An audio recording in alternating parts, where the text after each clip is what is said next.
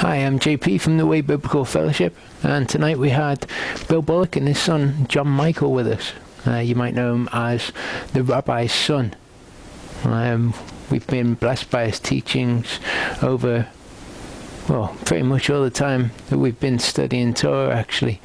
So, if you've been watching our videos, you've indirectly benefited from the wisdom that we've gained from his teachings. I hope you enjoyed this video. I know that it spoke to everyone there. I hope that you're similarly blessed.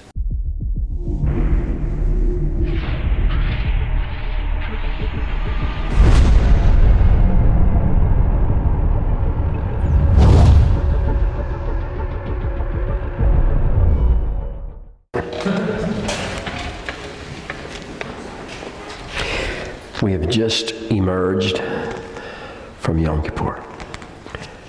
Yom Kippur is the most holy day of the year, and I'm taking it that most of you have already observed. Some people are observing beginning tonight, but I'll take it most of you have already observed. We observed yesterday. And so when you come out of Yom Kippur, the holiest day of the year, can everybody hear me okay? Is there too much noise? When you come out of Yom Kippur, you come out as if you were coming out under crawling out of a field, so to speak, because you have made yourself low. And what you have done is committed over this Yom Kippur day, this holiest day of the year, to turn your focus, your energies, all your time, and all your efforts, and to reset the center of gravity of your thinking, all based upon what happened on Yom Kippur. Now, what happens on the beginning of Yom Kippur is always this gut check. Am I walking in accordance with your ways? Can we do something? Yeah. Am I walking in accordance with your ways, O Holy One, O Creator of the universe? Have I taken your breath and have I made good use of it in the past year? Or have I instead wasted it? Have I spent my year since the last Yom Kippur arguing with people, being upset and offended at things that went on in the world and went on in my life? Have I been worried and stressed and anxious about the way the world is going, the way the politicians are going, the way the government's going, the way my life seems to be going? What has been occupying the center of gravity of my thoughts for the past year?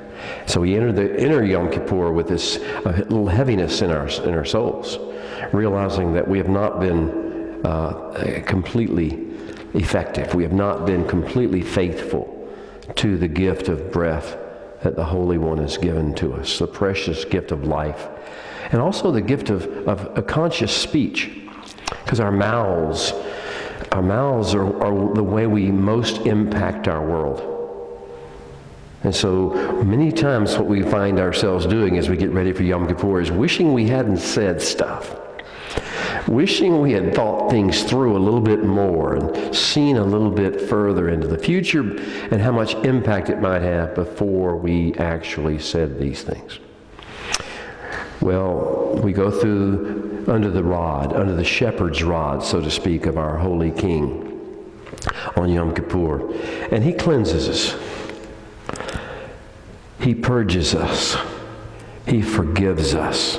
We experience afresh the wonderful feeling, the sensation of being forgiven much. You know what they say about he who is forgiven much? He loves much. Amen. Because you see, we realize we didn't deserve any of it. And he has stepped into our lives and he has brushed us off and he has spoken kind words over us. And we realize that he loves us. We are beloved of him. And that he has ideas for us that we can't even imagine. He's got plans for us. He has impact he expects us to enjoy. And we begin to get that sense of affirmation from him in the middle of Yom Kippur. In the middle of Yom Kippur, what's supposed to happen in our lives is we begin to say, wait a minute, I'm going to survive. Not only am I going to survive, I want to be exactly like he thinks I'm supposed to be. Like he created me to be. I want to use my tongue and my mouth and my words in such a way that builds my world around me, does not tear it down, builds the relationships I have, does not damage them, builds the people around me that He's placed in my sphere of influence, builds those people up and encourages them and releases the potential that's in them, as opposed to me telling them what's wrong with their lives and what I don't like about what they did or what they said. So there's been a change, a shift begins to take place in the middle of Yom Kippur. And then towards the end, you sense that He is commissioning you afresh. He's awakening in you the dormant, the latent gifts that you didn't really use very well the last year. He says, go out and do it again. Go out and do it again. And so as we come out of Yom Kippur, we feel energized, refreshed, ready to take on the world. It's like calves released from the stall. And so you came in here tonight and you heard a lot of shouting and a lot of loud music and a lot of, I don't know what you usually hear when you're here, but you got to understand that my son John Michael, who was on the keyboard, he has been playing. Of course, not only has he been through Yom Kippur, he's been playing little out-of-tune old stringed guitars. And blessed that we had them, but it was like everywhere he's gone, because we didn't have his own instruments. And so tonight he gets on a keyboard, so forgive him if he got a little loud, a little carried away, a little enjoy. Because you see, he just came out of Yom Kippur. He came out with enthusiasm, with excitement. And I saw that enthusiasm pass through on many people in the room. And that enthusiasm is what's going to carry us into the next season. Now I want you to think about with me from Psalms. Think about David. You know, when he was a little boy, he was the 8th of the children. And he wasn't exactly his daddy's favorite. And his bigger brothers were always all over him, picking on him. And whenever Samuel came, Shemuel came, the prophet came, he didn't even call him in. So David had to have a way of releasing what was in him, releasing the sense of who he was and finding out who he was. And he did that with a harp on the hillsides before the sheep.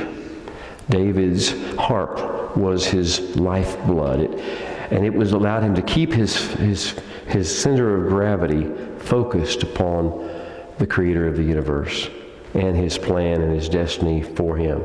Many of us don't have the situation in our lives that we would have designed for ourselves with regard to our relationship with our parents, with regard to our relationship with our brothers and with our sisters, with our financial situation, with the status that we have in the world and how people look at us. But David found a way to release that, to release the pain of that, to release the pressure and the stress of that. And it came through David's harp. At one place in Psalm 45, the psalmist says this at the very beginning.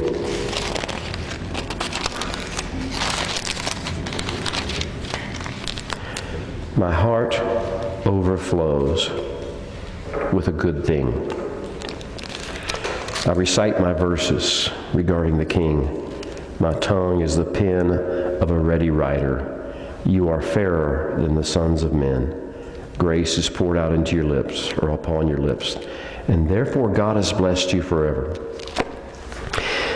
It was just the most natural thing in the world for him to praise the Maker. For him to look up and consider the fact that whatever anyone else may think of him, whatever his father thought of him, whatever his brothers thought about him, whatever the rest of the world thought about him, he had a covenant with the Creator of the universe. He was specifically created, uniquely designed, and empowered to fulfill a distinct purpose on the world that most people couldn't even see. Most people had no idea, even his own dad had no idea what kind of a plan the Holy One had for him. And it's the same for us. if we only knew what he thought he could do with us, if we just yielded ourselves to him, if we only could conceive what kind of impact we would have if we weren't always worried about what somebody else was thinking about us, then we could release that same level of joy. Now, David did that. I want to turn you also a little bit over to Psalm 51, because after he came out of, it's after a Yom Kippur moment for David. Psalm 51 is a Yom Kippur moment. He has been caught later in life in transgression. He has been guilty of sin in this situation with Bathsheba. And he has been confronted by Nathan the prophet. And now he has confessed. He's gone through his Yom Kippur moment. And then beginning with verse 12, he begins the emergence from Yom Kippur. Create in me a pure heart, O God, and renew a right spirit in me. This is chapter 51, verse 12. Create in me a pure heart, O God, and renew a right spirit within me. Take not your presence away, and take not your Holy Spirit from me. Restore your salvation, your Yeshua, to me, and with a willing, free spirit. And then I will teach transgressors your ways, and sinners will be converted to you. Deliver me from blood guiltiness, O God. You are the God of my salvation, and my tongue will sing aloud of your acts of loving kindness. My holy Lord, open my lips, and my mouth will proclaim your praise. For you do not desire sacrifice, or else I would give it. You do not delight in burnt offering. The sacrifices of God are a broken spirit, a broken and humble heart, O God, you will not despise. Do good in your good pleasure to Zion. You build the walls of Jerusalem. Now, I wanted to get you thinking about the fact that we are emerging from Yom Kippur. I hope you haven't gone through some of this experience of Yom Kippur, and you now come forth with confidence in the plan the Holy One has for you, with confidence in the things that he has put within you and the ability that he sees you having. It's amazing. We don't have to be the superstar. He has enough superstars. He wants real people in real conversations, real people in real relationships, real people that work, real people that struggle with finances, real people that struggle with their own health and their own identity, to rise up in such a day as this and to begin to release his kingdom upon the earth. Will we be willing to do that? Are we willing to take that upon ourselves?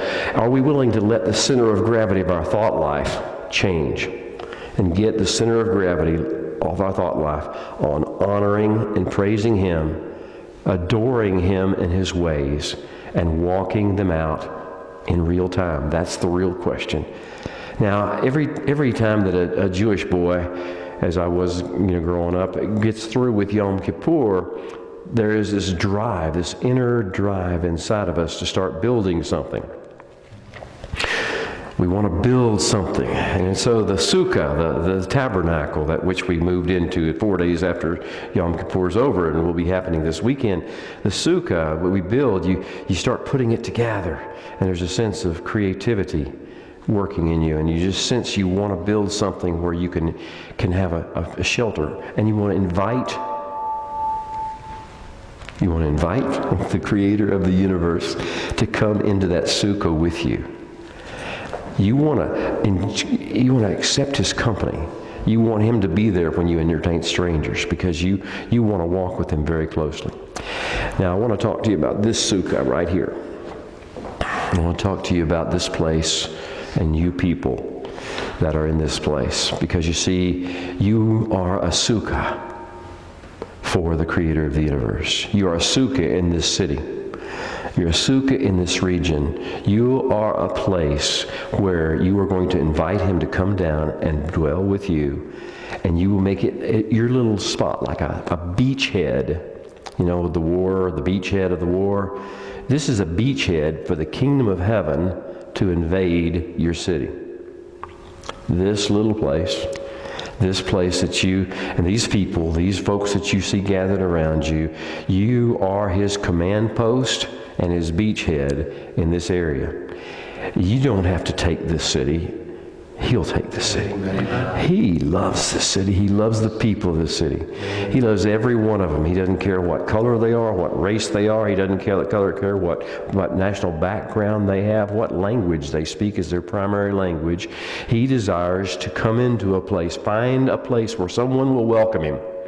Someone will praise him. Someone will get a smile on their face and joy in their heart, and feel compassion for other people the way he feels, and then welcome people into a sukkah. Well, that's you. Now, are you ready to build this sukkah afresh? If you build this sukkah fresh, as this year comes out, as Festival of Sukkot comes, as you begin to build this place, as you begin to build your own individual lives and how they all meld together in this place, the issue becomes, what's it going to look like? You know, the fun thing about building the sukkah, you get to decorate it any way you want to.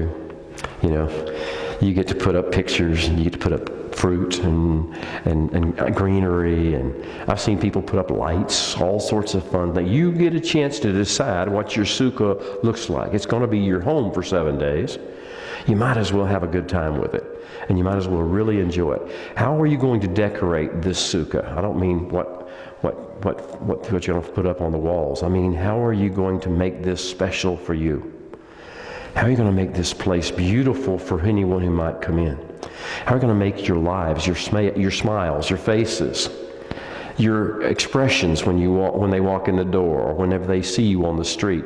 How are you going to change so that your sukkah is a beautiful sukkah that everybody wants to be in? Everybody should want to be in a sukkah, in a tabernacle. Well, I've got a few things that I want to talk to you about. A few decorations that I want to talk to you about. And I was praying about you guys. I was praying to the Holy One, asking him, what's going to happen here? What are these people all about? What do you got planned for these guys? Wow. You know, and so he was telling me this first thing. He says, they're going to be known for this. Their speech, the way they talk, is going to be like raindrops on the earth. Not heavy thunder showers. Your speech is going to be like raindrops. Soft. It's going to be life. Now, speech like raindrops is very uncommon in this day. Everybody's got an opinion. Everybody's got a political and ideological, religious opinion about this, that, and other. And especially in the Torah movement. Are y'all in the Torah? Are y'all do Torah here? I do. In the Torah realm, where we do Torah, we tend to get really loud sometimes about the things that we believe. We believe them passionately.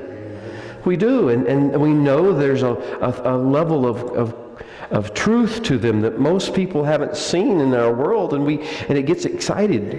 We get passionate about it. But now the question becomes this: are we presenting his ways and his truth in a way that will bring life, or in a way that will wound, injure, offend, and drive people away? So your sukkah needs to be something that everybody wants to be in. So if you're angry about people who are not doing Torah, that's not exactly the kind of thing that makes them want to come in.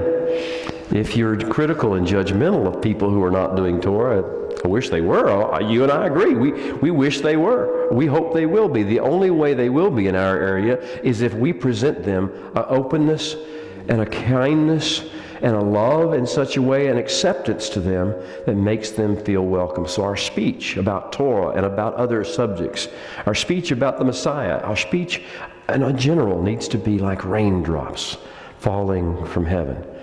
I have a definition for wisdom. First of all, I would tell you that wisdom is greater than truth. Anybody can grab a little truth.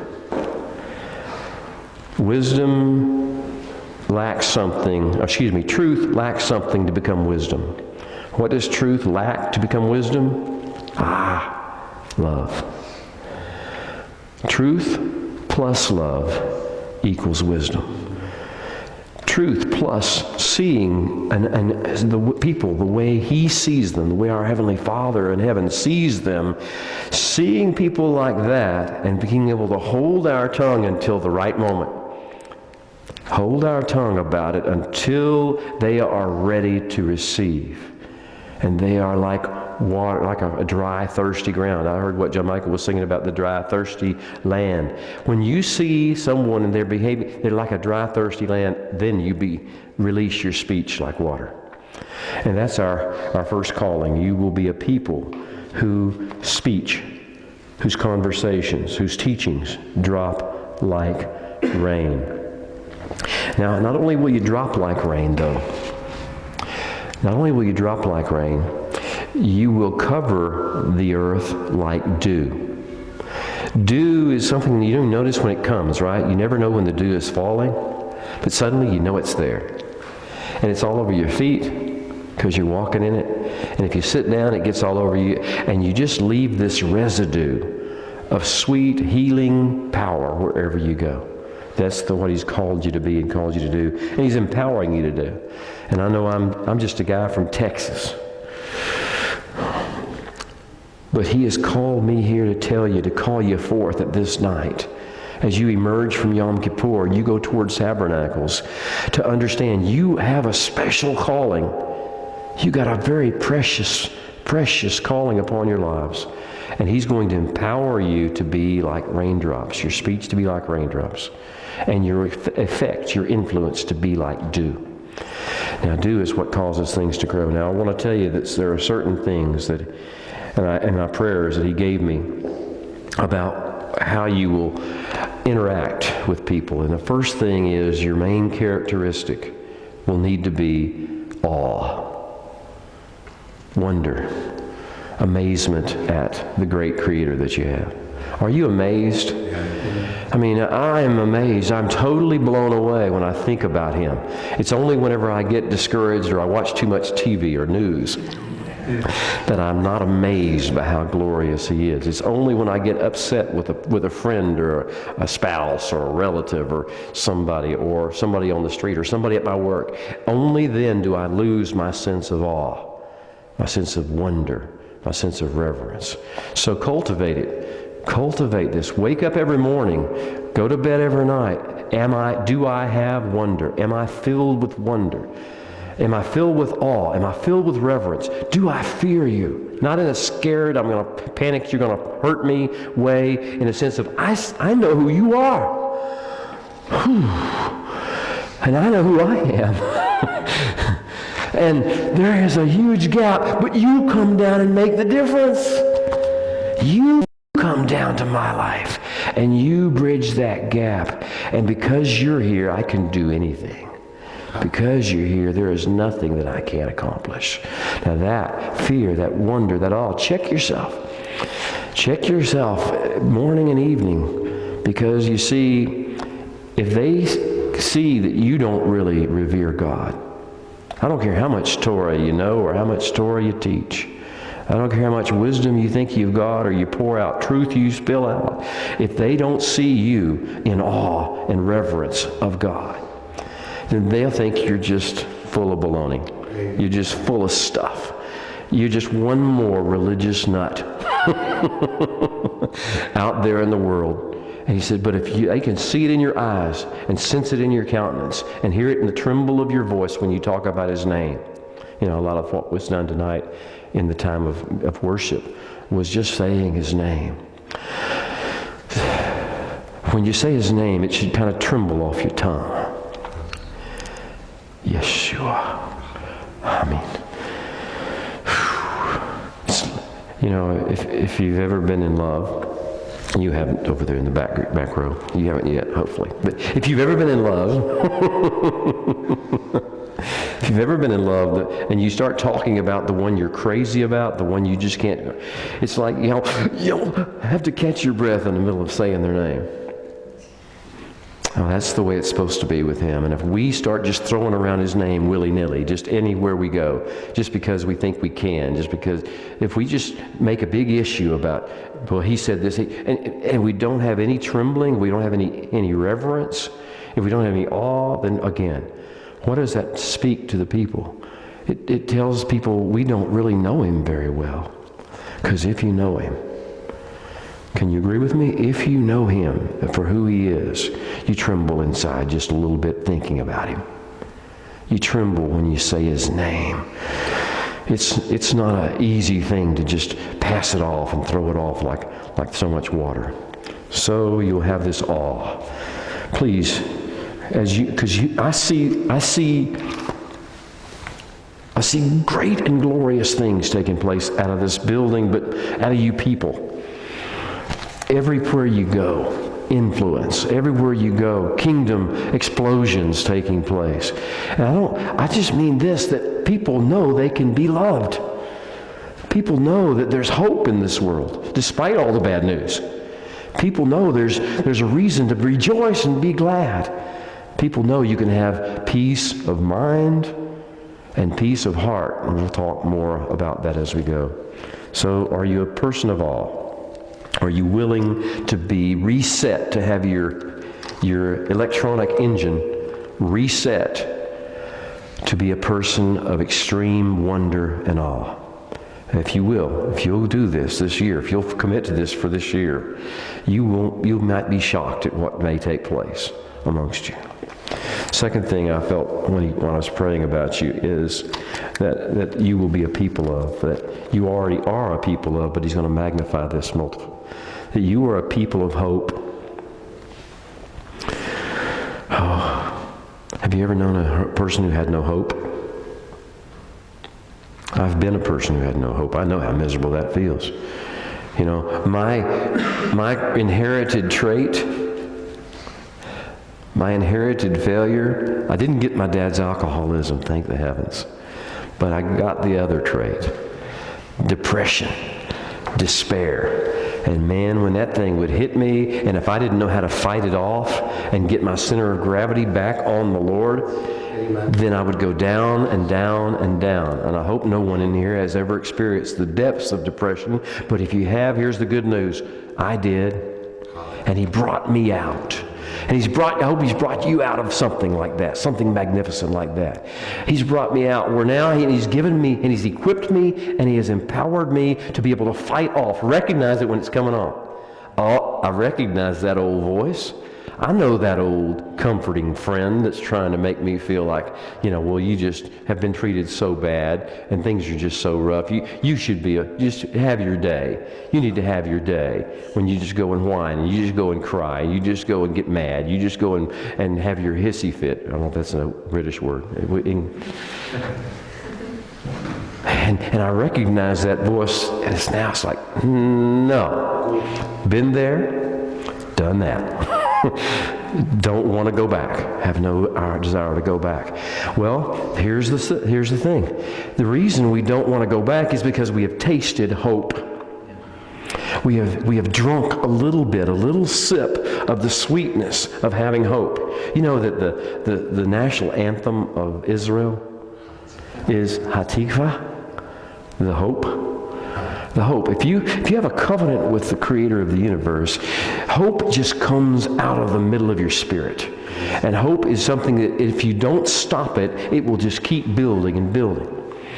Now, the question becomes, how can we stop it? Because that's what seems to happen all the time. Too much news. Too many hurt feelings, allowing hurt feelings, woundedness, too much offense, too much unforgiveness in us. Too much anger allowed to build up. You know what Paul said. Shaul of Tarsus says, do not let the sun go down on your anger. Now here's the deal. I looked outside. The sun's down. So anger, goodbye. Any anger you've had, anything that's held up in you, anger at your parents, anger at your children, anger at your wife, your husband, anger at your brother, your sister. I know you... your twin brother, your twin sister, or none, any anger, can we just say, yeah, goodbye? So, Father, would you take this anger? Take any level, any little bit of anger that we have left. Let us walk out of here anger-free. Let us be an anger-free people in order that the hope that we have been destined to receive, the hope that we have been destined to walk in, will not be interfered with by anger and offense and unforgiveness. Thank you, Father. So, we've got awe or wonder. We've got hope. Do you know, hope is the confident, eager expectation that something good is going to happen. Not just in general. Something good, because the creator of the universe is in charge and he is directing and choreographing your life. And because he does not intend for your life to be a failure. No matter what you've experienced thus far, no matter how many mistakes you've made or other people have done, things other people have done to you, he does not intend to let your life be a failure. He intends for your life to be a testimony. A testimony of his greatness, of his goodness, of his kindness, of his mercy. He intends for you to be like a beacon or a lighthouse. A lighthouse that people can look at your life and say, I know what he used to be like. I know what she used to be like. I remember how angry and how frustrated and how whatever, or sad or broken or depressed or caught up in emotions they used to be. What happened? What happened? What did he do to their life? Because they walk around and they're calm and their speech falls like raindrops. And when they leave, it's like the dew on the ground. And life begins to birth forth. Hope. Hope is your best friend. So understand, as you make your nightly check or your morning check about, am I a person of wonder? Am I a person of awe? Did I behave like that today? How do I need to readjust, change the channel a little bit where more awe and more wonder? Think about hope as well. What do I think is going to happen tomorrow? Do I think something bad's going to happen and I want to just pull the covers over my head and not get up? Or do I want to pull out of those sheets and say, you know what? Today is going to be a good day because my King is in charge. Because my King knows me, cares about me, loves me, and will not tolerate other people driving my life down to nothing. He's going to bring us forth where we can shine like stars in the heaven. Hope. Be a people of hope. I sense you already are, to tell you the truth. This is just something to, like watering a plant. And if you haven't felt that hope in a long time about the future, look, I know, there's stuff going on out there, right? I'm not trying to sugarcoat this world or say that because we're in some of the darkest days of history. But in the darkest days of history, the testimony of the King's children is even greater. I mean, it's unbelievable. We say, oh, how terrible that I was born at such a time as this. No! How glorious that we were born and get to live our lives at such a time as this. What is he? He gives us the opportunity and the privilege of living in some of the darkest days of history because he believes that we can bring forth light, hope, health, and peace into our world.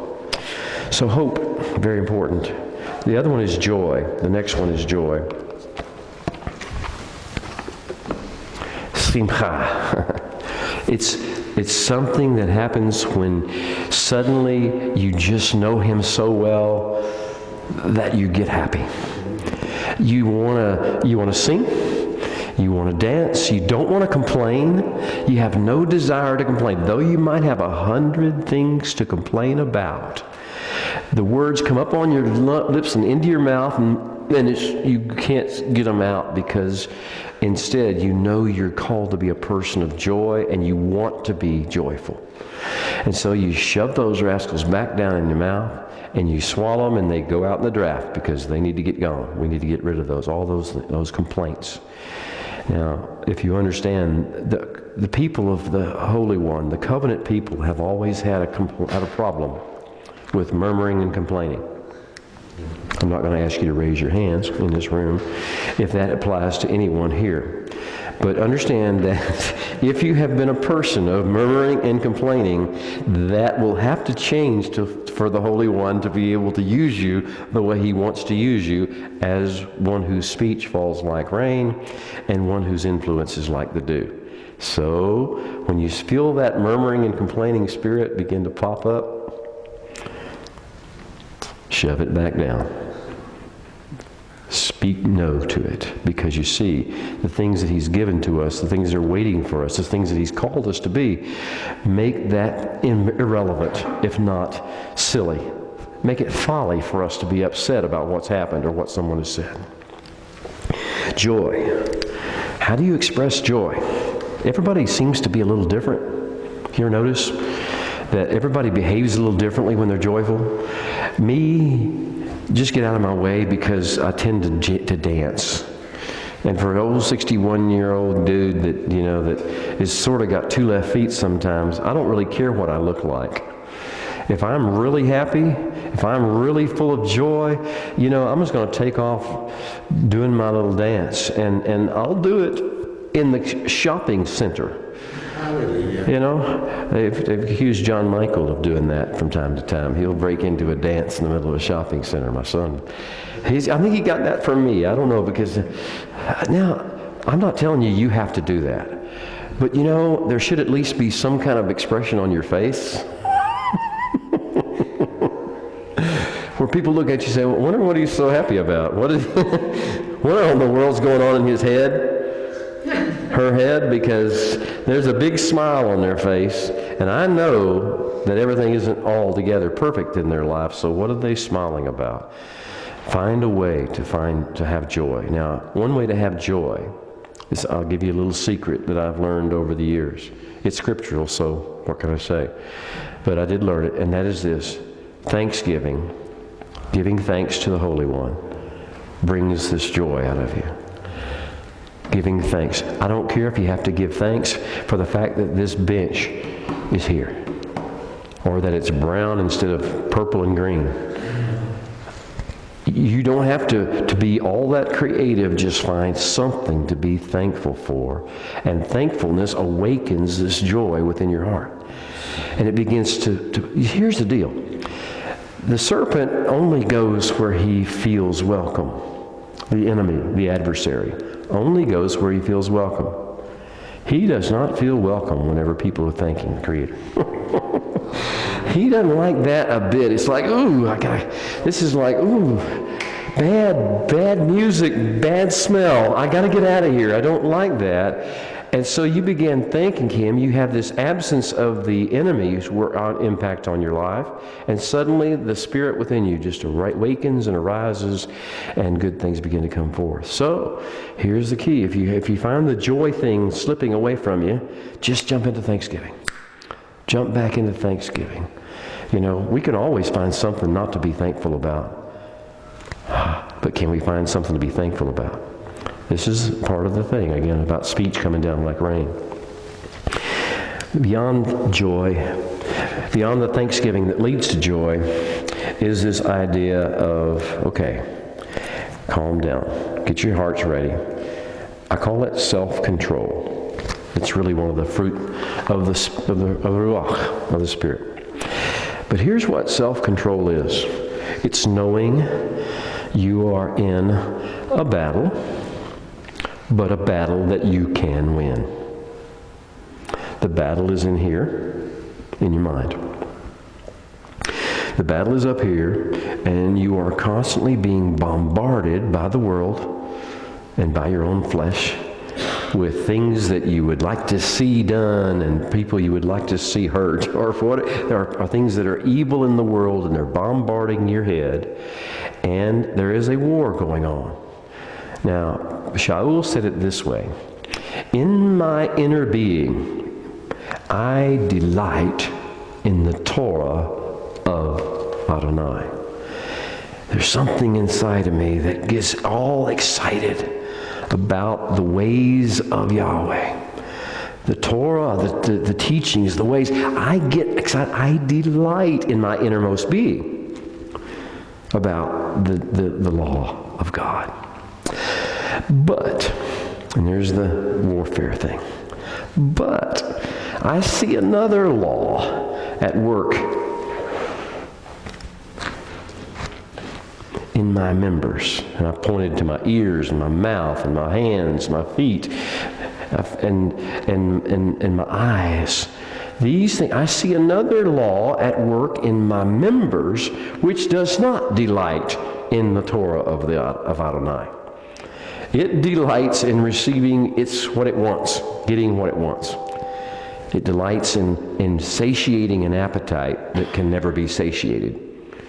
Filling up with stuff, trying new things, thrills, entertainment. It delights in arguments and being in the middle of drama.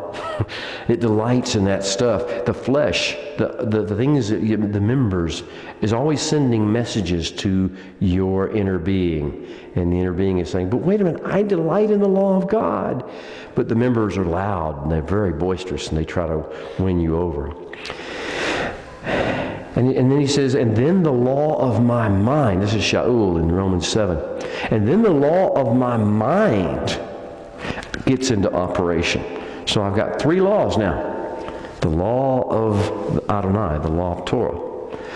That is what I delight in my innermost being. But my flesh does not delight in it.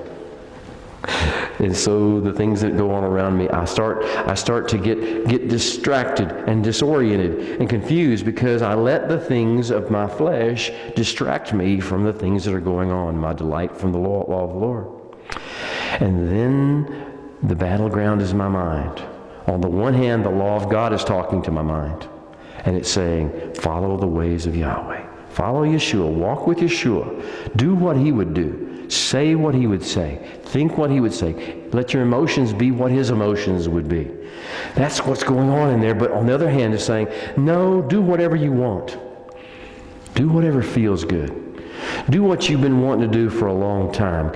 Have yourself a bucket list. Y'all have a bucket list in Britain? It's when you're getting ready to, you're thinking about your death and you say, oh, I want to go to the Grand Canyon, or I want to go to London to see the Buckingham Palace. I don't know what you do, but whatever you think you want to do, I want to drive a race car 180 miles an hour. Whatever you think you want. This is the flesh screaming at you saying, don't you want this? Don't you want to do something with your flesh? And the law of God is speaking in the mind as well. And so the issue is, which will win? The law of the flesh or the law of God? And here's the beautiful thing. What Paul says is, thank God, through Yeshua HaMashiach, through my commitment, my connection with Yeshua, I can push away the thoughts of the flesh. I can surrender my appetites and my desires, even unto death if necessary, but at least to get out from under this dominion of the flesh. I can, through my relationship with him, I can let the law of God come alive in me and win the battle of my mind. Now, if you understand what, I've kind of given you a shorthand history or a shorthand rendition of this because you're going to need it. You're going to need to understand what's going on. Otherwise, it'll just seem natural to go back into the realm of being angry, being frustrated, wanting your own way, wanting your own stuff. And yet, if you do not connect with Yeshua, I hope that name still means something powerful to you, and I hope his presence is still alive in you, and you just want to follow him. I still don't want to just talk about him. I want to see him, and I want to walk right with him. I want to be right there with him. I want to learn the way he does things. I want to see the way he treats people. This is how we get there. We get to keep seeing who he is. Now think about this for a minute. Most of the people in the world that you're going to meet are going to be like either Zacchaeus or the woman at the well. Again, this is how you learn to let your speech fall like rain and your presence to be like dew.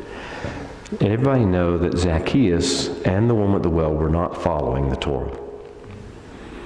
Yeshua knew that too. But that was not the subject of conversation. Wow, is right. I mean, what was the subject of conversation with the woman at the well?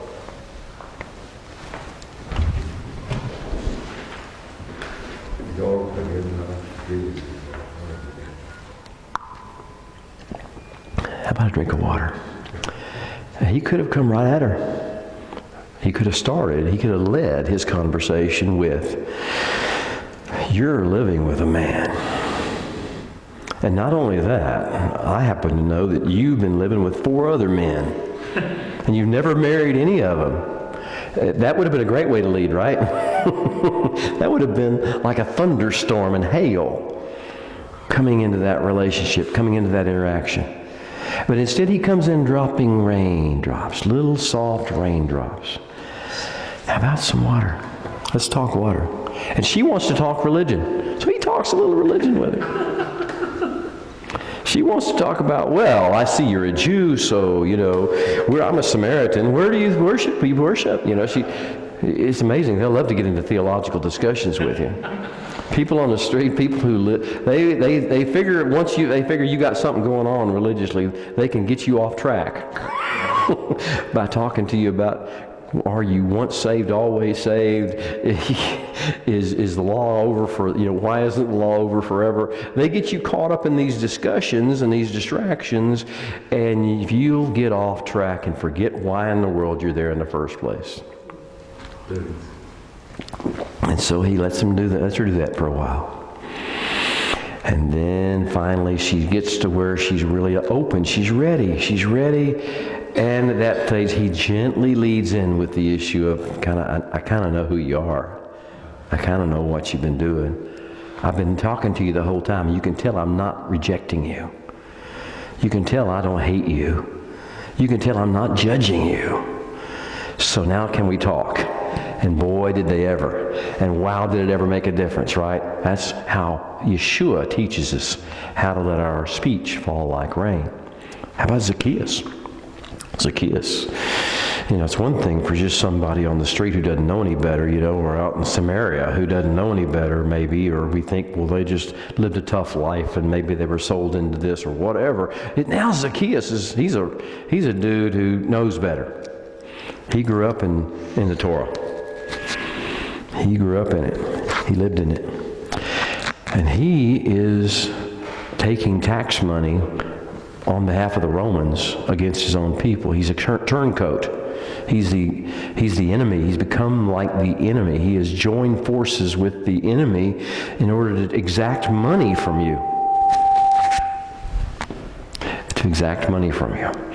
And he's done it over and over again, and he's done it in great quantities. And everybody knows his reputation. Everybody knows that they have to avoid him at all costs or hate him. But then one day, he decides he wants to go see what's going on in town and see who this guy was. Everybody's talking about this Yeshua. So he goes, and he's a little guy, so he climbs up in a tree so he can get a good vision. Y'all know the story. Zacchaeus is up there in the tree.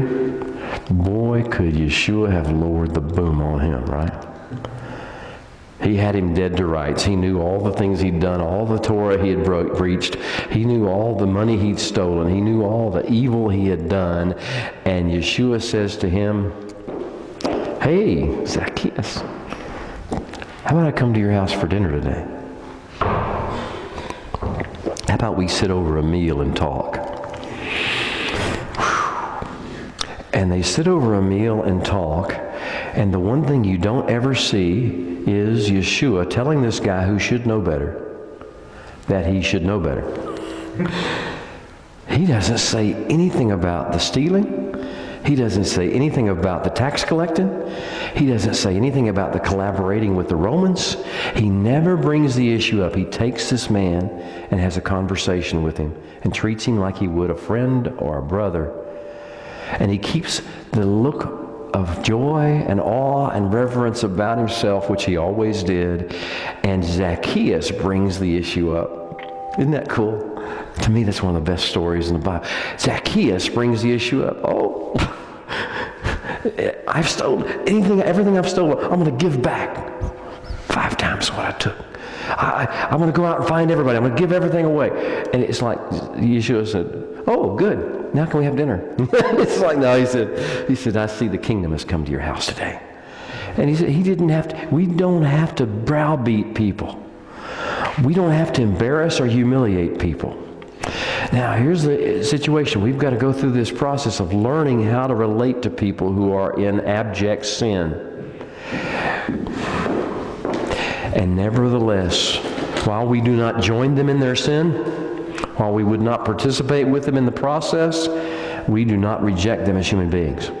And to the contrary, we are willing to enter into a conversation with them, even to have dinner with them, if that be the case, or to share a drink of water with them, if nothing else, in that process, like the woman at the well. Well, this is the issue of the battle of the mind. Self-control. Self-control. Now, I'll get Hebraic on you for a minute. And Hebraic on you would say that you need to learn to do warfare with the Yetzer Ra, that evil inclination within you, that which comes from eating the fruit of the tree of the knowledge of good and evil. We inherited it from Adam, and therefore now there's something in each one of us, the flesh part of us, that always wants to get our own way, do our own thing, have our own will, get our own reputation, get people to respect and admire us, all that stuff. And so the issue is, can we recognize it when it raises its ugly head? And can we recognize it for the nemesis, the evil, the dark twin that it really is?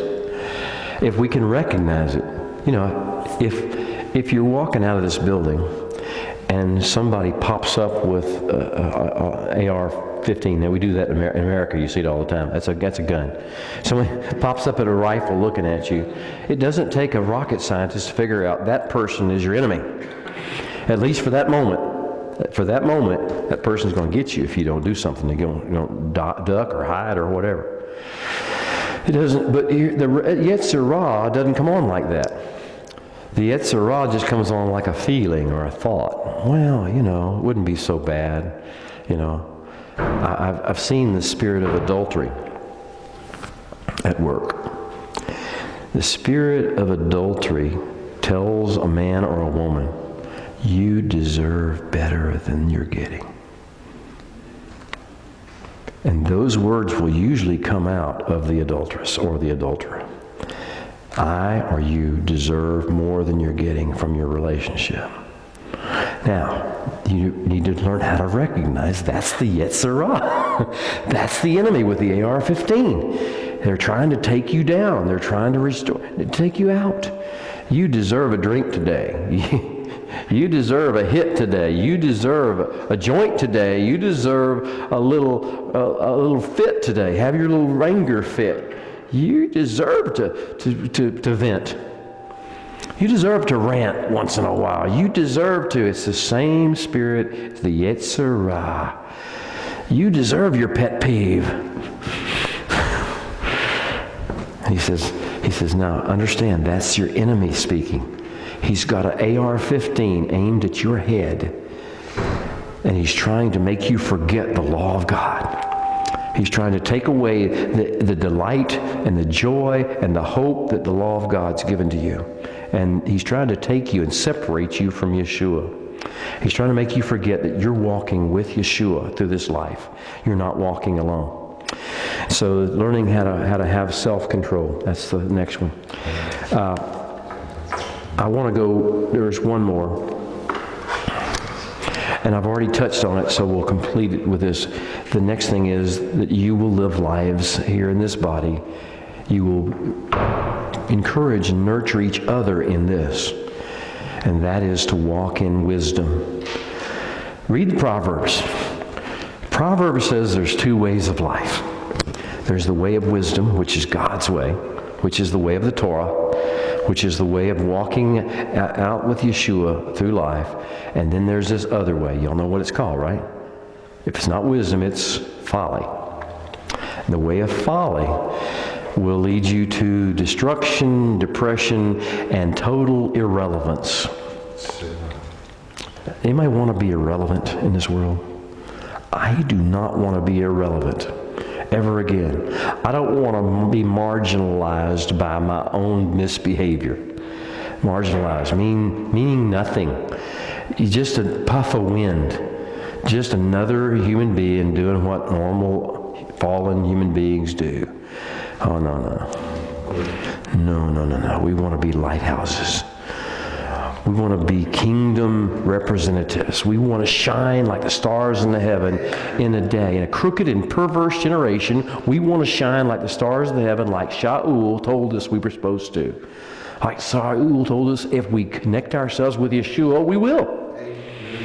And then walking that out in Torah beautifully because we delight in it. You know, I've known many people who went into the Torah movement because they thought, well, this is right. And it's good. I don't really like it, but I'll do it. I'll grin and grit my teeth, and I'm going to do it, whether I like it or not, whether anybody else likes it or not. He says, if that's your motivation, go back home. Get back on the Yom Kippur floor. Because you haven't caught the delight yet. The Torah is a delight. It's the most greatest joy you can possibly have is to walk in the ways the Creator designed for you. It's not a burden you bear. It's not a cross you carry. Oh, I've got to follow the law. I'd like to have a ham and cheese sandwich, but I know, but I got to follow the law. I'd like to, to go out and party or go out and have dinner with you on Yom Kippur, but I've got to follow the law. I'm sorry, And that's not the way He wants you to approach Torah. Because if you do, you're giving the wrong message to the world. You do understand that, right? The world doesn't need anybody who makes it harder to do Torah than it already is. It's wonderful when you are walking with Yeshua and you delight in His Torah and you have joy in what He's doing. And that's what He wants you to do. So wisdom is your next step. Wisdom is to avoid folly. And wisdom is to add truth to love. Add love to truth. I know that you in here have been taught truth. I've met Charlie. I've met JP. And I know that you have been taught truth, and you will continue to be taught truth, I'm sure. And you've walked in it, and you can teach each other. You could carry on conversations with truth with each other. And I know that you are also people who know how to love, because you've met Yeshua. And He teaches everybody who ever met how to love. So you've got both the components of wisdom. How can you put them together? Can you walk through this next year putting together this beautiful thing of truth which you have received and are receiving daily and have already begun to incorporate into your lifestyle? And can you add the love that you've already been given by virtue of your relationship with Yeshua?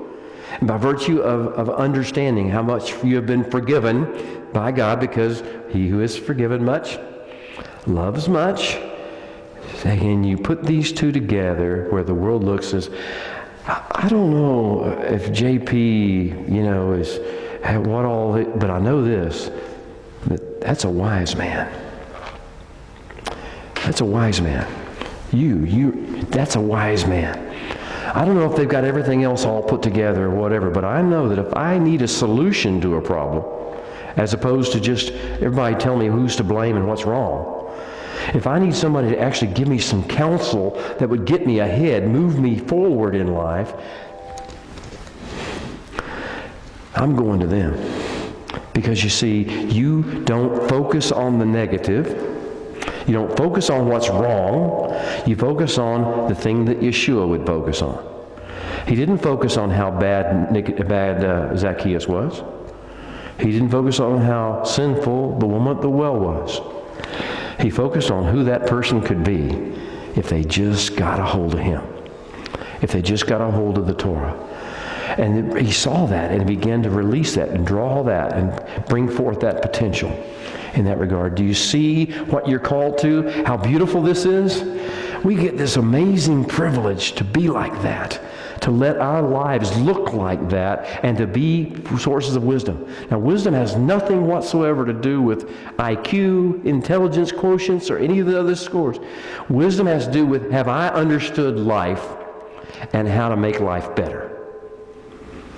Have I know what makes life bad? Have I learned what doesn't work? And have I learned, therefore, the opposite of that is what does work. And the law of God and relationship with Yeshua, conversation with Him, interaction with Him, dealing with Him on a real day-to-day basis, that brings life. And therefore, I now know I can combine the truth I have with love. Love for human beings. Love for dirty, stinky, rotten human beings. Love for angry, rude human beings. Love for sometimes crafty, sly, cheating, stealing human beings like Zacchaeus. I can deal with those folks and understand that it would just take one touch. I still get excited. One touch. One touch is all it will take. Do we have the vision to add love to the truth we know, to touch people's lives in that way, to release that into His life? That's what you're called to. I see this group of people in this room, and I see this building as a lighthouse in this area. You know, you think, well, we're small, we don't have much impact, we don't have many circles. He said, oh, you just wait. Just be faithful in these things. Be faithful in these things. Let these things begin to be your testimony here. Oh, people are hungry for wisdom. People are hungry for a chance to be joyful instead of depressed. People are hungry for having hope instead of despair. Well, that's your inheritance. That's who you are. That's what we've been given. So this is our day. We've come out of Yom Kippur. We're headed for the season of our joy. Sukkot is the season of our joy. Zeman Simhatenu. Now, are you ready for some joy? Are you ready to celebrate? Are you ready to rejoice? Are you ready to have your countenance smile? And maybe that dance might break loose like mine. But just whatever it takes to show people that there is good times. It's a good thing to be in love with the Lord. It's a good thing to walk in the Torah. It's joyful. It's happy. It's not angry. It's not bitter. It's not mad. All right. That's my prayer for you. I had another message that before I knew you, before I met you tonight, I was going to do. But this is the message that I feel like He wanted you to. As a prophetic word almost, is just a declaration to you of take courage. Be bold. Be strong in who you are. Not be bold and angry. Be bold like the rain is. It just doesn't ever quit coming down. The rain, the drops of rain, your speech will be like drops of rain. Be bold because you just don't quit. You just keep doing it. Keep doing it. Keep coming down. Keep releasing that dew, and life will come forth from every place you come. Amen. It's been my pleasure to visit with you tonight. Thank you for the invitation. Thank you for the opportunity. Anybody want you want to go ahead and finish, or anybody have any questions or any comments they want to throw out? I just sense the love of God all over you. Okay. I sense the potential in you to do amazing things that you have never even dreamed of. Some of you just come here because you needed a place to go and feel comfortable. At least somebody talked like. He said, no, it's not just about that. It's about sending you back out and about making you a beacon. So, amen.